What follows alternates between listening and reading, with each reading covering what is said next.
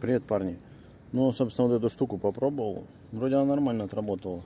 У меня где-то там 3 литра было. Но вот он меня все выдул. Сейчас там что, стекло еще заберем. Кнопка, вот. Ну, там чуть-чуть натекло, вот он пошел остатки собирать.